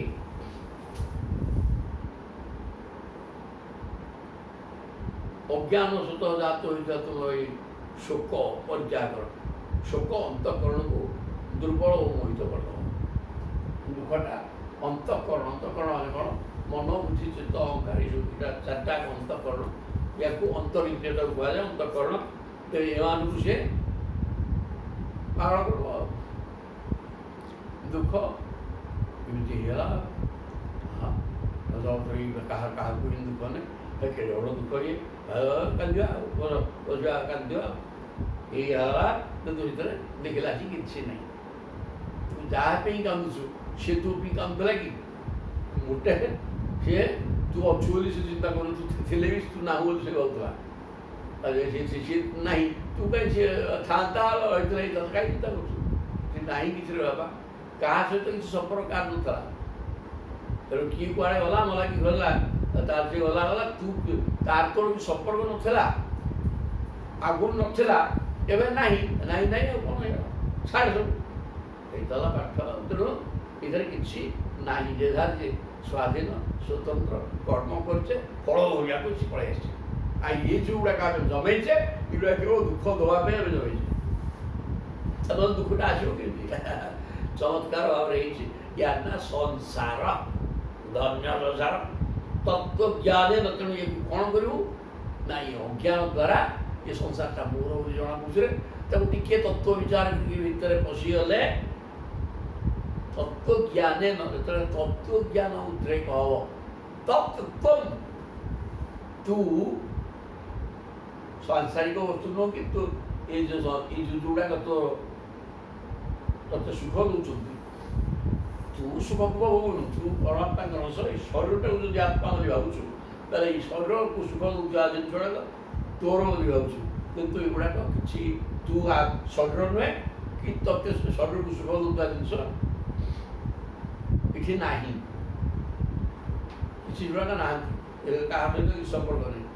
ତେଣୁ ତତ୍ତ୍ୱମ୍, ତୁ ଜୀବାତ୍ମା, ତୋର ପରମାତ୍ମାଙ୍କ ସହିତ ସମ୍ପର୍କ। କାରଣ ପରମାତ୍ମାଙ୍କ ଠାରୁ ତୁ ଆସିଛୁ, ତୁମେ ସେ ପରମାତ୍ମା ନା ତୁ ସେଇଆ। ଏ କଥା ଚିନ୍ତନ କଲା ପରେ ନିର୍ହୃତ୍ୟ ସ୍ୱସ୍ତା ଭବ। ଏହାଦ୍ୱାରା ସେଇ ଯେଉଁ ଅଜ୍ଞାନ ହଟିଯିବ। ତତ୍ତ୍ୱଜ୍ଞାନ ଭଲ ଭାବରେ ଜ୍ଞାନକୁ ବୁଝିଗଲା ପରେ, ଜ୍ଞାନଟା ଅନୁମାନ ଜ୍ଞାନ ଅନୁଭବକୁ ପଳାଇଗଲା ପରେ, ଏ ଅଜ୍ଞାନ ଜନିତ ଯେଉଁ ଦୁଃଖ ଏ ଜବରଦସ୍ତ ହଟିଯିବ ଏବଂ ତୁ ସୁସ୍ଥ ହୋଇଯିବ।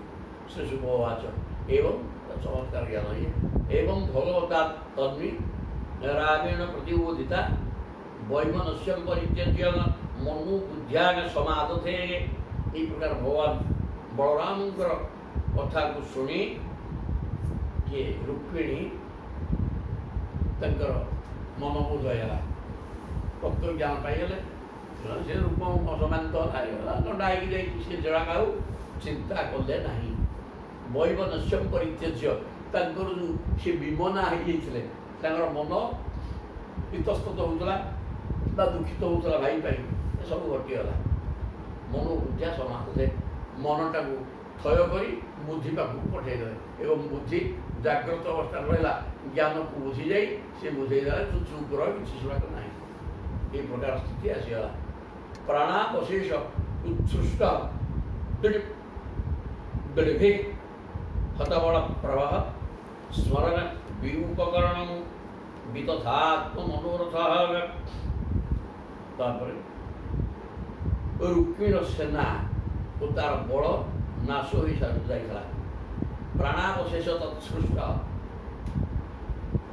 दुईटी हत बल प्रभा दुईटा शत्रु शत्रु श्रीकृष्ण द्वारा रुक्मी माने बहुत बड़ शला प्रभुଙ୍କର रुक्मिणीଙ୍କର बड़ भाई ତାଙ୍କର ଦୁଇଟି ଶତ୍ରୁ ही हत बल प्रभा ता निजर बल को बल परास्त होला तेणु बल हटिला शरीर ज्योति गला निष्प्रभ होगा ये जाइए प्राणावशेष सैन्य बल भी मले किसी गोटे नहीं तेणु खाली प्राणटा अच्छी शरीर भितर प्राणटा धूपे आने किसी ना ये प्रकार अवस्था किए से रुक्मिणी ज्येष्ठ भ्राता स्मरण विरूपकरण निजर ये जो विरूपटा होगा ताको मन पकई पकई बड़ दुखर सहित विदथात्म मनोरथ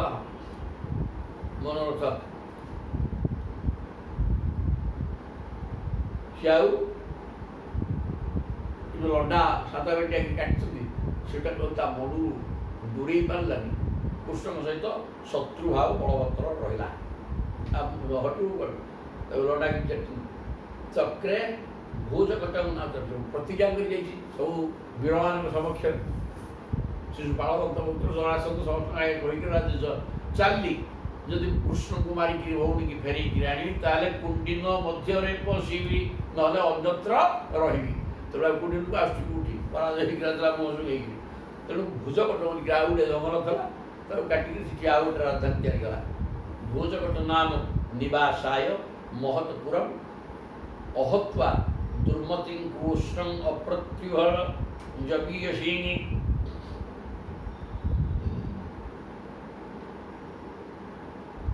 प्रतिज्ञा ना अहत्वा दुर्मति कृष्ण दुर्मति कुत्सित बुद्धि संपन्न ये कथा कहवा दुख लगे भगवान कृष्ण को न मारिक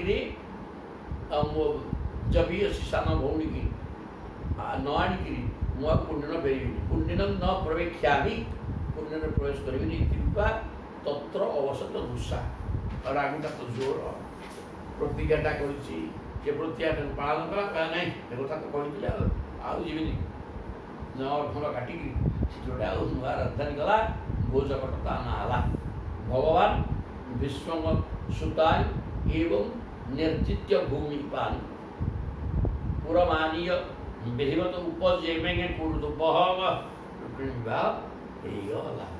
कौन कले प्रभु भगवान विष्णु सुता भगवान कृष्ण भीष्म राजा कन्या रुक्मिणी को निर्जित्य भूमिपान भूमि बोले राजा घोरी ये पालन कर पृथ्वी पालक मान राजा अनेक राजा पराजय कर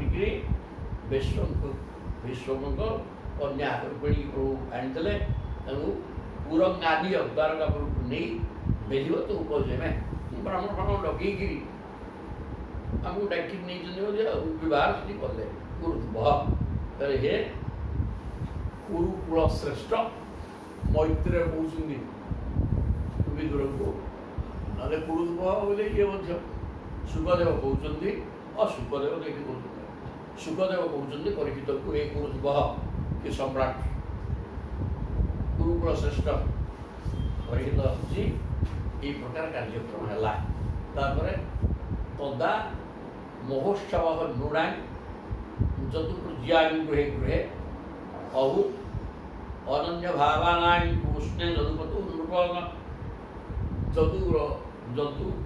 जदुमान प्रभु है कृष्ण तेणु बहार है उत्सव लगिगला द्वारका नृणा जदुपूज्या गृहे गृहे प्रत्येक घरे घरे आनंद उत्सव लगे बहुत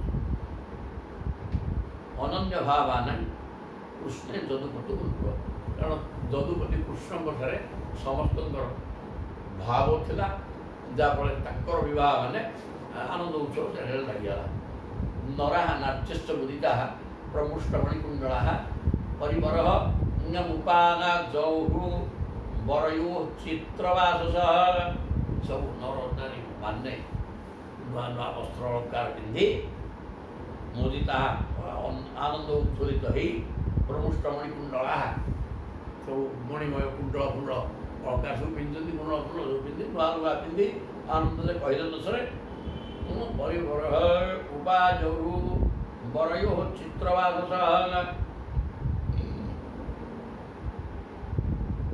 ନବଦମ୍ପତିଙ୍କୁ ଆନନ୍ଦ ମନରେ ନାନା ପ୍ରକାର ଭେଟି ଉପହାର ପ୍ରଦାନ କଲେ। ବସ୍ତ୍ର ଅଳଙ୍କାର ସବୁ ପିନ୍ଧିକିରି ଆସିକିରି ବନ୍ଦେଇକିରି ଗଲେ ଆଉ କାହାକୁ ରୁକ୍ମିଣୀ ହଉ ଭଗବାନ କୃଷ୍ଣଙ୍କୁ କ'ଣ ଯିଏ ଗୋଟେ ବନ୍ଦାଣ ହୁଏନି କି, ତେଣୁ ସେସବୁ ଆଣିକିରି ଭେଟି କୃଷ୍ଣଙ୍କୁ ବନ୍ଦେଇକିରି ଗଲେ। ସା କୃଷ୍ଣ ଉର୍ଜୁତ୍ତଭିତେନ୍ଦ୍ର କେତୁଭିଃ ବିଚିତ୍ର ମାଲ୍ୟାମ୍ବର ରତ୍ନ ତୋରଣୈଃ ବଭୌ ପ୍ରତିଦ୍ୱାର ଯୁଗକୃତମଙ୍ଗଳୈଃ ଆପୂର୍ଣ୍ଣ କୁମ୍ଭା ଗୁରୁଧୂପ ଦୀପକି। କ'ଣ ହେଇଛି? ପୁରା ସବୁ ସଜା ହେଇଛି। କୃଷ୍ଣପୁରୀ ଉର୍ଜୁତ କୃଷ୍ଣପୁରୀ ଉତ୍ତଭିତେନ୍ଦ୍ର କେତୁଭିଃ ଅପୂର୍ବ ଶୋଭା ଧାରଣ କରୁଛି। ସ୍ଥାନେ ସ୍ଥାନେ ବଡ଼ ବଡ଼ ପତାକା ମାନ ଫରଫର ହେଇକି ଉଡ଼ୁଛି। କେତୁ ମାନେ ପତାକା, ପତାକା ସବୁ ଉଡ଼ୁଛି। ବିଚିତ୍ର ମାଲ୍ୟାମ୍ବର ବାଳ ଟଙ୍ଗା ହେଇଛି, ତୋରଣ ହେଇଛି। ତୋରଣ ବୋଲି ଆମ୍ବ ତୋରଣ ହେଇଛି, ସେଥିରେ ଫୁଲମାଳ ଖଞ୍ଜା ହେଇଛି, ଲୁଗାପଟା ମଧ୍ୟ ଦିଆହେଇଛି। ରତ୍ନ ତୋରଣୀ ଅମ୍ବର ରତ୍ନ ତୋରଣୀ ଫୁଲମାଳ ଦିଆହେଇଛି, ସୁନା ହାର ଦିଆହେଇଛି, ଲୁଗାପଟା ଦିଆହେଇକିରି ଆମ୍ବ ପତ୍ର ଦିଆହେଇକି ତୋରଣ ସବୁ ହେଇଛି। ବହୁ ପ୍ରତିଦ୍ୱାରୀ ଉପକୃତ ମଙ୍ଗଳୈଃ ପ୍ରତ୍ୟେକ ଦ୍ୱାର ଦେଶରେ କଦଳୀ ଗଛ ପୋତା ହେଇଛି, ତୋରଣ ହେଇଛି, ପୂର୍ଣ୍ଣକୁମ୍ଭ ବସିଛି। ଆଉ ସବୁ ଦ୍ୱାରରେ ଏ ପ୍ରକାର ମଙ୍ଗଳ ସୂଚକ ଜିନିଷ ସବୁ ରହିଛି। ଆପୂର୍ଣ୍ଣ କୁମ୍ଭ ଅଗୁରୁ ଧୂପ ଦୀପ କି ଦୀପ ଲାଗିଛି। ଦ୍ୱାରରେ କଦଳୀ ଗଛ ପୋତା ହେଇଛି, କି ଗୁଆ ଗଛ ପୋତିଛି, ତୋରଣ ହେଇଛି ଆମ୍ବ ପତ୍ରରେ। ତାପରେ ପୂର୍ଣ୍ଣକୁମ୍ଭ ବସିଛି, ଦୀପ ଲାଗିଛି, ଧୂପ ମଧ୍ୟ ଦିଆହେଇଛି। ଧୂପ ଗନ୍ଧ କମ୍ପମାନ ହେଉଛି ଦ୍ୱାର ପାଖରେ। ସିକ୍ତ ମାର୍ଗା ବଦଚୁଦ୍ଭିଃ ଆହୁତ ପ୍ରେଷ୍ଟ ଭୂଭୁଜା ଗଜୈଃ ତ୍ୱାଶୁ ପରାଭୃଷ୍ଟ ରମ୍ଭା ପୂଗ ପ୍ରଶୋଭିତା। ସିକ୍ତ ମାର୍ଗା ବାଟ ସବୁ ପରିଷ୍କାର ଓଳା ହେଇଯାଇଛି ଏବଂ ସେଥିରେ ଚନ୍ଦନ ଅଗୁରୁ ପ୍ରଭୃତି ସୁଗନ୍ଧିତ ଜଳ ଛିଞ୍ଚା ହେଇଛି, ଧୂଳିଆ ଉଡ଼ିବନି। ମଦଚୁଦ୍ଭିଃ ଆହୁତ ପ୍ରେଷ୍ଟ ଭୂଭୁଜା। ସବୁ ପ୍ରଭୁଙ୍କର ବିପକ୍ଷ ସବୁ ଥିଲେ ଶିଶୁପାଳ ଇତ୍ୟାଦି ଜରାସନ୍ଧ, କିନ୍ତୁ ସପକ୍ଷ ଲୋକ ବି ଅନେକ ଅଛନ୍ତି ବହୁତ। ତେଣୁ ସେମାନେ ମଧ୍ୟ ଆଗନ୍ତୁକ ରାଜାମାନଙ୍କର ମଦମତ୍ତ ହସ୍ତୀମାନଙ୍କର ଯେଉଁ ମଦ ଜଳ ସ୍ରବୁଛି ଗଣ୍ଡ ଦେଶରୁ, ରାସ୍ତାଘାଟ ସୁଗନ୍ଧ ଦ୍ରବ୍ୟ ଛିଞ୍ଚା ହେଇକି ରହିଛି। ଇଆଡ଼େ ହାତୀମାନଙ୍କର ମଦ ଜଳ ଦ୍ୱାରା ସେ ଆହୁରି ସୁଗନ୍ଧିତ ହେଇଛି। ଗଜେଇ ତ୍ୱାଶୁ ପରାମୃଷ୍ଟ ରମ୍ଭା ପୂଗ, ରମ୍ଭା ରମ୍ଭାରେ କଦଳୀ ଗଛ, ପୂଗ ଗୁଆ ଗଛ ଗୁଡ଼ା ସବୁ ଲାଗିଛି। ହାତୀ ସବୁ ଠିଆ ହେଇଛନ୍ତି, ସବୁ ହେଇକିରି ହାତୀଙ୍କର ମଦ ଜଳ ପଡ଼ିକିରି ଭୂମି ସବୁ ଆହୁରି ସୁଗନ୍ଧିତ ହେଇଛି। ତ ଛେରା ଦିଆହେଇଛି, ଆଉ ଚନ୍ଦନ ପାଣି ସିଞ୍ଚା ହେଇଛି। ଏ ପ୍ରକାର ହେଇକିରି ନଗରୀ ନଗର ସାଜସଜା ହେଇଛି। କୁରୁ ସୂର୍ଯ୍ୟ କୈକେୟ ବିଦର୍ଭ ଯଦୁକୁନ୍ତୟ ମିଥୁ ମୁଦିରେ ତସ୍ମିନ୍ ସମ୍ଭ୍ରମାତ୍ ପରିଧାବତାନି। ସେହି ଆନନ୍ଦ ଉତ୍ସବରେ କୁରୁ ସୂର୍ଯ୍ୟ କୈକେୟ ବିଦର୍ଭ ଯଦୁ ଓ କୁନ୍ତି ଆଦି ବଂଶରୁ ଆସିଥିବା ବନ୍ଧୁବର୍ଗ କୌତୂହଳ ସତଃ ଏଣେ ତେଣେ ବୁଲି ଆନନ୍ଦ ଅନୁଭବ କରୁଛନ୍ତି। ପରିଧାବତା ଚାରିଆଡ଼େ ତ ସାଜସଜା ହେଇଛି, ସୁନ୍ଦର ହେଇଛି, ଖାଇ ପିଇକି ବୁଲୁଛନ୍ତି, ସବୁଆଡ଼େ ବୁଲିକିରି ସମସ୍ତେ ଆନନ୍ଦିତ ହେଉଛନ୍ତି। ବିଭିନ୍ନ ଏଗୁଡ଼ା ସବୁ ଦ୍ୱାରକା ନଗରୀର ଲୋକ ନୁହନ୍ତି, ଏସବୁ ବିଭିନ୍ନ ଆଡ଼ୁ ତାଙ୍କର ବନ୍ଧୁବାନ୍ଧବ ଆସିଛନ୍ତି, କୁନ୍ତି ଆସିଛନ୍ତି, ସବୁ ଏ ପ୍ରକାର ହେଇକିରି ସମସ୍ତେ ଖାଇ ପିଇ ମଜା କରି ବୁଲୁଛନ୍ତି, ଇତସ୍ତ ଦୌଡ଼ିକିରି ପରିଧାବ ତାକୁ ରୁକ୍ମିଣ୍ୟା ହରଣଂ ଶ୍ରୁତ୍ୱା ଗୀୟମାନଂ ତତଃ ରାଜାନଃ ରାଜକନ୍ୟାଶ୍ଚ ବହୁଗୁଣର ଭୂଷବିସ୍ମିତା। ରୁକ୍ମିଣୀଙ୍କର ବିଭିନ୍ନ ସ୍ଥାନରେ ଲୋକେ ରୁକ୍ମିଣୀ ହରଣ କଥା କହିବାକୁ ଲାଗିଲେ। ସେଠାକୁ ଆସିଥିବା ରାଜା ଓ ରାଜକନ୍ୟାମାନେ ତାହା ଶୁଣି ଅତ୍ୟନ୍ତ ଆଶ୍ଚର୍ଯ୍ୟ ହେଲେ।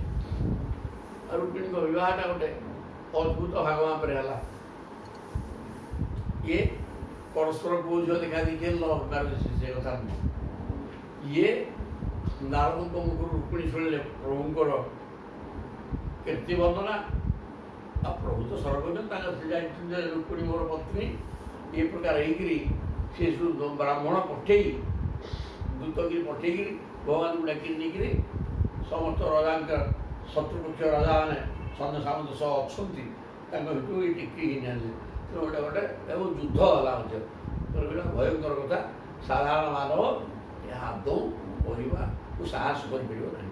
କରିବା କଥା ଦୂର କଥା, ସାହସ ବି କରିବ, ଘରେ ବସିବ ଚୁପଚାପ। ତେଣୁ ଏଇ କଥା ଗୁଡ଼ାକ ଆଲୋଚନା ହେଲା। ଯିଏ ଜାଣିଥିଲେ କେମିତି କ'ଣ ଏଇ ବ୍ୟବହାର ହେଉଛି, କ'ଣ ହେଲା ନା ଏଇ ପ୍ରକାର ସବୁ ହେଇଛି। ଅନ୍ୟ ଯିଏ ଜାଣିଥିବା ଲୋକ ନ ଜାଣିଥିବା ଲୋକ ସବୁ ବର୍ଣ୍ଣନା କଲେ। ତେଣୁ ଦ୍ୱାରକାୟାଣୀ ଅଭୂତ ରାଜନ ମହାମୁଦ ପୁରୁକ। ଦ୍ୱାରକାବାସୀ ଲୋକମାନେ ଅତ୍ୟନ୍ତ ଆନନ୍ଦରେ ବିଭୋଳ ହେଲେ। କାରଣ ସେଟା ହେଲା କୃଷ୍ଣ ପାଳିତ ଦେଶ, ଭଗବାନ କୃଷ୍ଣ ହେଉଛନ୍ତି ସେଠି ମାଲିକ। ତେଣୁ ସେଗୁଡ଼ାକ ଦେଖିକିରି ସମସ୍ତେ ଆନନ୍ଦରେ ଉତ୍ଫୁଲ୍ଲିତ ହେଲେ। ରୁକ୍ମିଣ୍ୟା ରମୟୁ ପ୍ରୀତମ ଦୃଷ୍ଟ୍ୱା କୃଷ୍ଣଂ ଶ୍ରିୟଃପତି। ରୁକ୍ମିଣୀ ହେଉଛନ୍ତି ସେ ରମା ମାନେ ଲକ୍ଷ୍ମୀ। ରୁକ୍ମିଣୀ ନାମଧେୟ, ରୁକ୍ମିଣୀ ନାଁକୁ ଦେଇଥିବା ସ୍ୱୟଂ ଲକ୍ଷ୍ମୀଙ୍କୁ ପାଇ ଦୃଷ୍ଟ୍ୱା କୃଷ୍ଣଂ ଶ୍ରିୟଃପତି। ଲକ୍ଷ୍ମୀପତି ଭଗବାନ ଶ୍ରୀକୃଷ୍ଣଙ୍କ ସହିତ ବିରାଜମାନ ହୋଇଥିବା ଦେଖି ଦ୍ୱାରକାର ଲୋକ ଭଗବତୀ ଲକ୍ଷ୍ମୀଙ୍କୁ ରୁକ୍ମିଣୀ ରୂପରେ, ଆଉ ରୁକ୍ମିଣୀ ତ ଇଏ ଲକ୍ଷ୍ମୀ, ଆଉ ରୁକ୍ମିଣୀ ରୂପରେ ଭଗବାନ ଲକ୍ଷ୍ମୀଙ୍କୁ ଦେଖି ଦ୍ୱାରକାବାସୀ ଇଏ ଲକ୍ଷ୍ମୀ ଏବଂ ନାରାୟଣଙ୍କର ମେଳ ବୋଲିକି ଚିନ୍ତା କଲେ, ଆନନ୍ଦ ଲାଭ କଲେ। ଇତି ଶ୍ରୀମଦ୍ ଭାଗବତ ମହାପୁରାଣ ପାରମହଂସ୍ୟାଙ୍କ ସହିତ उत्तरार्धे रुक्मिणी उद्वाहे 54तम अध्याय। 54 अध्याय सरला, 55 अध्याय आरंभ हो। प्रद्युम्न जन्म शंभरासुर वध। ताको पुओ 1 नंबर पुओटा ये 1 नंबर पत्नी 16,108 विवाह करते। ये 1 नंबर तांकर प्रथम पुओ हेले प्रद्युम्न। से शंभरासुर को मारते। तेणु श्री शुक वाच सुखदेव कहते हे परीक्षित जी कामस्तु वासुदेवांशः दग्ध प्राग रुद्रमन्युना देवोपत्तये भूयः तंगेव प्रत्यपद्यत। प्रद्युम्न किए शीघ्र शुण किए से कामदेव बर्तमान देवदेव महादेव तपस्या करते पार्वती पाखे रही सेवा करते। तेणु देवता मान चाहूले पार्वती सहित शिवंकर विवाह हो जाओ, कार्तिक जन्म हेले नारकासुर मर ना हेनी। तेणुक से केमी विलम्बटा निजे तो से पार्वती तो सी बह करेंगे ना, सीता पाखे रही तो सेवा शुश्रूषा कर। तेणु कामदेव को पठे जा जोड़ा कर सी बसंत ऋतु अनेक अप्सरा सब धरिक आसिक गीत नाट वाद्य मारी से सब निजे ध्यान भांगलानी। तेणु पंचस्वर माइले शिवशंकर ध्यान भग्न है। तृतीय नेत्र चाहिए कंदर्प सेठारे तो मल्ला पाउस हो पोड़गला दग्ध प्राक रुद्रमन्युना। भगवान शिवशंकर क्रोध अग्नि कंदर्प भस्म हो जाते। सी पुणी भगवान कृष्णंकर ସନ୍ତାନ ଭାବରେ ରୁକ୍ମିଣୀ ଏବଂ କୃଷ୍ଣଙ୍କର ସନ୍ତାନ ହେଇକିରି ଆସିଲେ। ତାଙ୍କ ନାଁ ପ୍ରଦ୍ୟୁମ୍ନ। ସେ ନିଜେ କାମଦେବ। ସ ଏବ ଜାତଃ ବୈଦର୍ଭ୍ୟାଂ କୃଷ୍ଣ ବୀର୍ଯ୍ୟ ସମୁଦ୍ଭବ। କୃଷ୍ଣ ଏବଂ ବିଦର୍ଭ ରାଜନନ୍ଦିନୀ ରୁକ୍ମିଣୀ ଏ ଉଭୟଙ୍କର ସନ୍ତାନ ଭାବରେ ପ୍ରଦ୍ୟୁମ୍ନ ଆସିଲେ। ଇତି ବିଖ୍ୟାତ ସର୍ବତୋ ଅନବମଃ କିନ୍ତୁ କୃଷ୍ଣଙ୍କ ଠାରୁ କୌଣସି ଗୁଣରେ ସେ କମ ନଥିଲେ। ରୂପ, ସୌନ୍ଦର୍ଯ୍ୟ, ଇଆଡ଼େ ପରାକ୍ରମ ସବୁଥିରେ କୃଷ୍ଣଙ୍କ ଭଳିଆ ସେ ଥିଲେ। ତମ୍ ସମ୍ବର କାମରୂପୀ ହୃତ୍ୱା ତୋକମନିର୍ଦଶମ୍। 10 ଦିନ ହେଇନି ସ ବିଦିତ୍ୱ ଆତ୍ମନଃ ଶତ୍ରୁ ପ୍ରାସ୍ୟୁଦନ୍ନ ଜଗାତ ଗୃହମ୍। ବର୍ତ୍ତମାନ ସମ୍ବରାସୁର ଜାଣିଥିଲା ଯେ ପ୍ରଦ୍ୟୁମ୍ନ ହେଉଛନ୍ତି ଏଇ କୃଷ୍ଣଙ୍କର ରୁକ୍ମିଣୀ ଏବଂ କୃଷ୍ଣଙ୍କର ପୁଅ, ତାଙ୍କ ନାଁ ପ୍ରଦ୍ୟୁମ୍ନ ଦିଆଗଲା। ସିଏ ହିଁ ତାର ମରଣ ବି ତାଙ୍କର ଯମ ସିଏ ଏ କଥା ଜାଣିଥିଲା। ତେଣୁ ସିଏ କାମରୂପୀ ତା ଇଚ୍ଛା ତ ହେବ ତା ସେ ରୂପ କରିଦେବ। ତେଣୁ ସିଏ ରୁକ୍ମିଣୀଙ୍କ ପାଖକୁ କୃଷ୍ଣ ହେଇକି ପଳାଇଲା, ଧରିକି ପଳାଇ ହେଲା ନା। ସିଏ ରୁକ୍ମିଣୀମାନଙ୍କର ଶୋଇଛନ୍ତି କିନ୍ତୁ ଅନ୍ୟମାନେ ତ ଦେଖିଲେ ଜାଣିଦେବେ ନା ଯେ ନିଜେ କୃଷ୍ଣ ହେଇକି ଗଲେ କ'ଣଟା ଅସୁବିଧା ହେବ। ତେଣୁ ସିଏ ଯାହା ରୂପ ଚାହିଁବ ସେ ରୂପ ହେଇଯିବ। ତେଣୁ ସେ ଗୋଟେ ରୂପ ଧାରଣ କରି ସେ ଟିକି ପିଲା 10 ଦିନ ହେଇନଥିଲା ଶିଶୁ ଟିକି ପୁଅକୁ ଧରିକି ପଳାଇ ଆସିଲା। ସବିଦିତ୍ୱ ଆତ୍ମନଃ ଶତ୍ରୁ, କାରଣ ସେ ଜାଣିଥିଲା ଯେ ଇଏ ମୋର ଶତ୍ରୁ। ତାକୁ ଆଣି ପ୍ରାସ୍ୟୁଦନ୍ନତ୍, ଉଦନ୍ନ ସମୁଦ୍ର ଉପରେ ଉଡ଼ିକି ଗଲାବେଳେ ନାରଦ ଦେଖାଗଲେ କୁଆଡ଼େ ନା ଇଏ ମୋତେ ମାରିବ, ମୁଁ ତାକୁ ହେଉଛି ଶେଷ କରିଦେବି। ଶେଷ କରିଦେବୁ କ'ଣ ହେବ? ଆଉ ଶେଷ ହେବାର ଅସୁବିଧା କ'ଣ ଅଛି? ତୋ ଶତ୍ରୁଟା କ'ଣ କାଖେଇକି ନେଉଛୁ, ପାଣି ଭିତରେ ପକେଇ ଦେଉ ସେ ମରିବ। ଆଉ ଅସୁବିଧା କ'ଣ ଅଛି? ସମୁଦ୍ରରେ ଯାଉଛି ଏତିକି ଜାଣିପାରିବ। ମାୟା ରହିଲା, ସେ ନିଜେ ନେଇକି ଯାଇଥାନ୍ତା ସେ ବିଶ୍ୱାସ ସେ ଅଲଗା, ସେ ମାରିଲାନି ପକେଇଲା ଯେମିତି ତାକୁ ମାଛ ଗିଳିଲା। ସେ ମାଛ ଧରାହେଲା, ଧରିକି ତାକୁ ନେଇକି ବିରାଟ ମାଛ, ତେଣୁ ତାକୁ କାଟିଲେ, ତାକୁ ନେଇକି ଦେଲା ସେଇ ସମ୍ବରାସୁର ଘରେ। ସେ ମାଛକୁ ଦେଲେ। ଆଜି ଭାଇ ସେ କି ବ୍ରହ୍ମାସୁର ରାକ୍ଷସ ପକେଇ ଦେଉ ତାକୁ। ସିଏ କ'ଣ କରୁଛି ନା 15 ଟଙ୍କା ଯିବା ପରେ ରତିଟାକୁ ଜବରଦସ୍ତ ନେଇକି କହିଲା ତୁ ମୋ ପତ୍ନୀ ହ। ଇଏ କହିଲା ଦେଖ ମୁଁ ତପସ୍ୟାରତ, ମୋର ଗୋଟେ ନିୟମ ପାଳିକି ମୁଁ ରହିବି, ମୋର ବିବାହ କରିବାର ଇଚ୍ଛା ନାହିଁ କି ହେବାର ପ୍ରଶ୍ନ ନାହିଁ। ତେଣୁ ତୁମେ ପ୍ରତ୍ୟେକ ଦିନ ଗୋଟିଏ ନୂଆ ନୂଆ ଯୁବତୀ ମୁଁ ତୁମକୁ ଦେବି, ପ୍ରତ୍ୟେକ ଦିନ ଗୋଟିଏ ନୂଆ।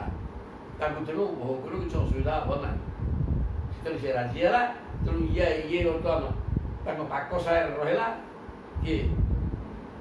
ରତି କନ୍ଦର୍ପଙ୍କର ପତ୍ନୀ ଏବଂ ଗୋଟିଏ ଯୁବତୀ ତାଙ୍କୁ ଦେଲା ପ୍ରତ୍ୟେକ ଦିନ ମାୟାରେ ଦେଲା ଏବଂ ସେ ତାକୁ ଭୋଗ କରୁଥାଏ। ଦେଇକି ସେ ଚାଲିଲା, କୌଣସି ପ୍ରକାର ଇଏ ବଞ୍ଚିଥିଲା। ତାକୁ ସେଠୁ କ'ଣ କରାହେଲା, ଘରକୁ ପଳେଇଲା। ଆଉ ପାଣିରେ ଭିଜେଇ ଦେଇକି ଗଲା ପରେ କ'ଣ ହେଇଛି, ତମ୍ ନିୟର ଜଗାତ ବୀର୍ଜ ଗାର ବଳବାନ ମିନଃ ନିର୍ଜଗୀର। ସେ ପୁଅକୁ ବିରାଟ ମାଛ ଗିଳିଦେଲା। ସଅପି ଅପରିହି ସହ, ସେ ଜାଲୁଆମାନଙ୍କ ଦ୍ୱାରା ଧରା ପଡ଼ିଲା। ମୃତ୍ୟୁ ଜାଲେନ ମହତା ଗୃହୀତ ମତ୍ସ୍ୟଜୀବୀ ମାଛୁଆ କେଉଁଟ ଗୁଡ଼ାକ ତାକୁ ଜାଲରେ ପଡ଼ିଲା, ତାକୁ ଧରିକି ନେଲେ। ତଙ୍ଗ ସମ୍ବରାୟ ପରିବର୍ତ୍ତା କେଉଁଟ ଗୁଡ଼ା ଏଡ଼େ ବଡ଼ ମାଛ କୁଆଡ଼େ କିଏ ଗାଁକୁ କରିଦେବେ, ଯାଇକି ସିଧା ରାଜାଙ୍କ ପାଖରେ ଭେଟି ଦେଇଦେବେ। ଉପାୟ ଚୌରୁ ଉପାୟନ ତାକୁ ଦେଇଦେବା ପରେ ଆସି ତାକୁ ମୂଲ୍ୟ ଦେଇକିରି ବହୁ ମୂଲ୍ୟ ଦେଲା। ତାକୁ ଖୁସି ହେଇକି ତାଙ୍କ ବାଟରେ ଗଲେ। ସୁଦା ମହାନସନ ନିତ୍ୱା ଅବଦ୍ୟନ ଶୋଧିତି ନାଦ୍ଭୁତଂ। ସମ୍ବରାସୁର ରାନ୍ଧୁଣିଆ ମାନେ ସେଇ ଅଦ୍ଭୁତ ମାଛଟି ରାନ୍ଧିବେ ବୋଲି ରୋଷେଇ ଘରକୁ ଦେଇଗଲେ ଏବଂ ମାଛ କାଟୁ କାଟୁ ତା ଭିତରୁ ବାହାରିଲା ପୁଅ। ଦୃଷ୍ଟା ତଦୁଲରେ ବାଳମ୍, ତା ମାଛ କଟା ହେଲା।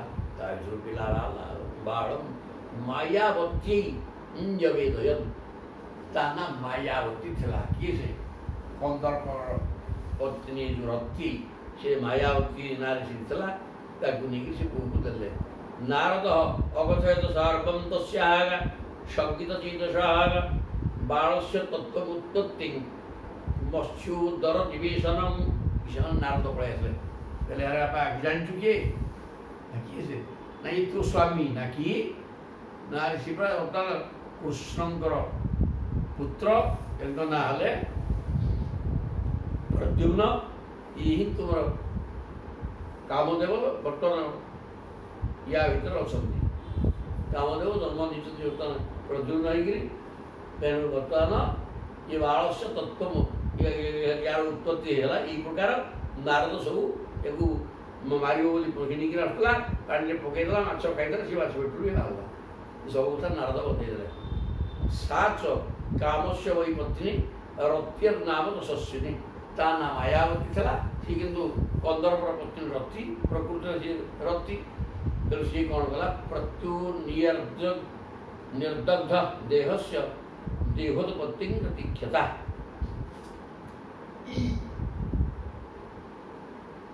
ଶିବଙ୍କ କ୍ରୋଧରେ କାମଦେବ ଯେଉଁଦିନ ଭସ୍ମ ହେଇଗଲା, ରତି ଦେବୀ ସେଇଦିନରୁ ସ୍ୱାମୀଙ୍କର ପୁନର୍ଜନ୍ମ ନିମନ୍ତେ ପ୍ରତୀକ୍ଷା କରି ରହିଥିଲେ। ପ୍ରତ୍ୟୁ ନିର୍ଦଗ୍ଧ ଦେହସ୍ୟ, ପତ୍ୟୁ ନିଜର ପତିଙ୍କର ଦଗ୍ଧ ହେଇଥିବା ଦେହ ଶିବଙ୍କର ତୃତୀୟ ନେତ୍ର ମଧ୍ୟରେ ପୋଡ଼ିକି ଧ୍ୱଂସ ହେଇଯାଇଥିଲା। ତେଣୁ ଇଏ ରତି ବର୍ତ୍ତମାନ ତାଙ୍କର ସୃଷ୍ଟି କେମିତି କୋଉଠି ଜନ୍ମ ହୁଏ କ'ଣ ନାହିଁ ସେ ଅପେକ୍ଷା କରି ରହିଥିଲେ। ସେ ଯେତେବେଳେ ଶୁଣିଦେଲେ ଯେ ପାଠଟା ଇଏ ହେଇଗଲାଣି, ଇଏ ହିଁ ତାଙ୍କର ପତି। ନିରୂପିତା ସମ୍ବରେଣ ସା ସୁକୌଦନ ସାଧନେ, ସମ୍ବରାସୁର ତାକୁ ରୋଷେଇ ଶାଳେ ଆଣିକି ରଖିଥିଲା ରନ୍ଧା ବଢ଼ା କରିବାକୁ। କାମଦେବଂ ଶିଶୁଂ ଉଦ୍ଭାଗାନ୍ ଚକ୍ରେ ସ୍ନେହ ତଦାରଭକେ। ଯେତେବେଳେ କାମଦେବ ନିଜର ପତିକି ଇଏ ହେଉଛନ୍ତି, ଟିକେ ପିଲା ହେଇକି ଆସିଛନ୍ତି ବର୍ତ୍ତମାନ ପ୍ରଦ୍ୟୁମ୍ନ, ଏ କଥା ବୁଝିଗଲା। ତାଙ୍କୁ ଅତ୍ୟନ୍ତ ସ୍ନେହ କରିକି ବଢ଼େଇବାରେ ଲାଗିଲା। ନାତି ଦୀର୍ଘେଣ କାଳେନ ସକାର୍ଷ୍ଣି ଉଭୟ ଯୌବନ, ତାଙ୍କୁ ସର୍ଟକଟରେ ଦେଇଦେଲେ। ତାଙ୍କୁ ପିଲା ଅବସ୍ଥାରେ ମଧ୍ୟ ଔଷଧ ପ୍ରୟୋଗ କରିକିରି ଯୁବକ କରେଇଦେଲା। କାରଣ ମାରିବା ଦରକାର ଅସୁରକୁ ବେଗରେ। ନାତି ଦୀର୍ଘେଣ କାଳ, ପ୍ରକୃତରେ ଯୁବକ ଅବସ୍ଥା ବି ସମୟ ଲାଗିବ। ତେଣୁ ସେ ଟିକେ ପିଲାକୁ ସାଙ୍ଗେ ସାଙ୍ଗେ ଯୁବକ ସେ କରେଇଦେଲା। ଉର୍ଦ୍ଧ୍ୱ ଯୌବନ ଜନୟାମାସ ନାରୀଣାଂ ବିକ୍ଷନ୍ତୀନାଞ୍ଚ ବିଭ୍ରମଂ, ଯେଉଁ ନାରୀ ତାଙ୍କୁ ଦେଖିଲେ ସେମାନଙ୍କର ମତିଭ୍ରମ ହେଲା। ଏତେ ସୁନ୍ଦର ସେ ଥିଲେ। କନ୍ଦର୍ପ ଆଉ ବିଭ୍ରମଂ ସା ଦମ୍ପତି ପଦ୍ମପଳାୟତେ କ୍ଷଣଂ ପ୍ରଲମ୍ବ ବାହୁ ନବଲୋକ ସୁନ୍ଦରଂ ନରଲୋକ ସୁନ୍ଦରଂ ସବ୍ରୀଡ଼ ହାସ୍ୟୋତ୍ତଭିତଭୃ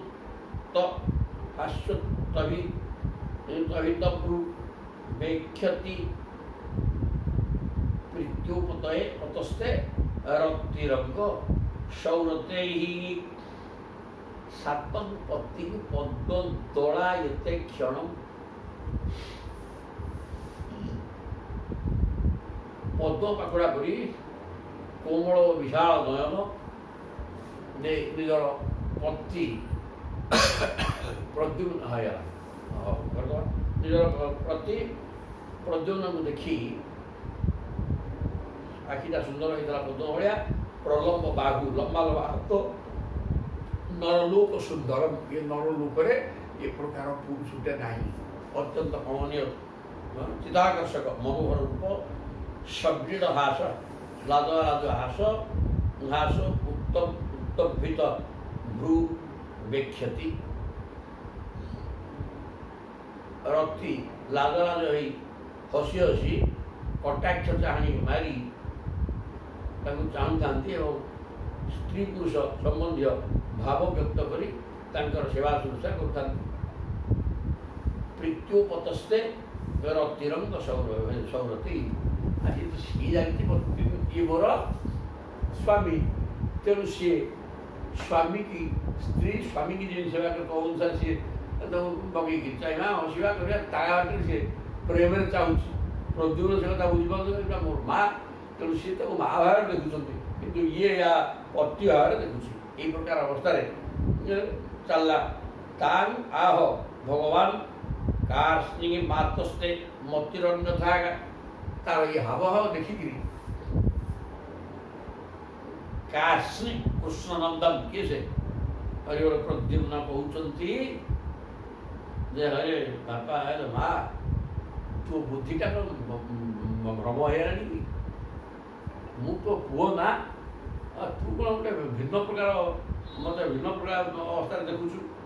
ମାତୃଭାବମ୍ ଅତିକ୍ରମ୍ୟ ବର୍ତ୍ତସେ କାମିନୀ ଯଥା। ତୁ ମୋତେ ପୁଅ ତୁ ମା ଭାବ ଛାଡ଼ିକିରି ଗୋଟେ ସ୍ତ୍ରୀ ଯେମିତି ବ୍ୟବହାର କରେ ପୁରୁଷକୁ ସେ ପ୍ରକାର ବ୍ୟବହାର ମୋତେ କେମିତି କରୁଛୁ?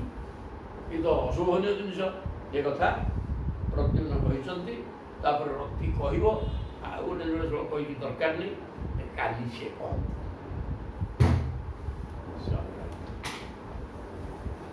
ହରି ଓମ୍ ଜୟ ଜଗନ୍ନାଥ।